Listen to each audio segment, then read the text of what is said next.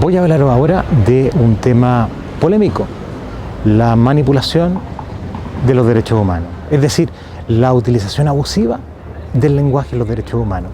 ¿A qué me refiero por eso? Cuando en Chile escuchamos los derechos humanos se violan, violación de los derechos humanos, tendemos inmediatamente a aplicarlos a una polaridad, a una bipolaridad, aplicarlos a la relación entre carabineros o la fuerza pública y aquellas personas que se enfrentan a carabineros. Y pareciera que yo, o tú que me escuchas, o el resto, no tenemos derechos humanos. Pareciera, digo, porque no se habla de violaciones a los derechos humanos para el resto de la población, que hemos también sufrido y he sido afectado por la violencia delictual, la violencia narco-revolucionaria, la violencia, ¿no es cierto?, de la Guerra Brava, etcétera, etcétera, etcétera. No se habla de derechos humanos. Entonces la pregunta es, ¿por qué? Bueno, manipulación de los derechos humanos, uso abusivo del lenguaje de los derechos humanos, porque uno revisa la Convención Americana de Derechos Humanos y uno sabe y constata que todos tenemos derechos humanos, todos. Uno revisa la Declaración Universal de Derechos Humanos y se aplica a todos, no hay distinciones a todos. ¿Y por qué estamos aplicando violación de los derechos humanos solamente a esa bipolaridad? Carabineros y quién se enfrenta a carabineros. Esto produce tres grandes problemas. Un problema jurídico, un problema político y un problema metodológico. Un problema jurídico, porque no siempre la retórica de los derechos humanos coincide con la exigencia de justicia.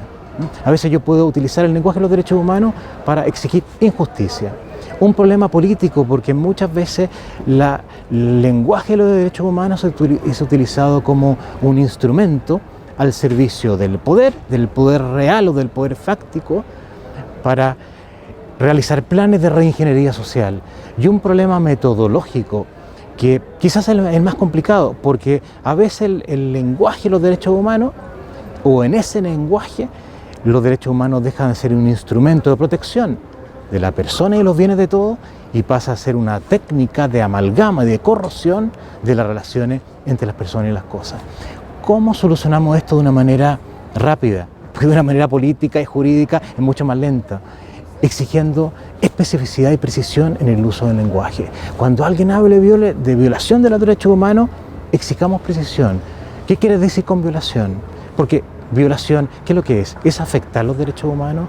Tú en un estado de emergencia puedes afectar la libertad de tránsito y no estás violando los derechos humanos. No, puedes afectar, ¿qué se llama violación? Afectar los derechos humanos, restringir los derechos humanos, amenazar los derechos humanos, privar los derechos humanos. Violación implica una subsecuente precisión. Y lo mismo los derechos humanos. ¿De qué derechos estamos hablando? ¿De qué derechos estamos hablando?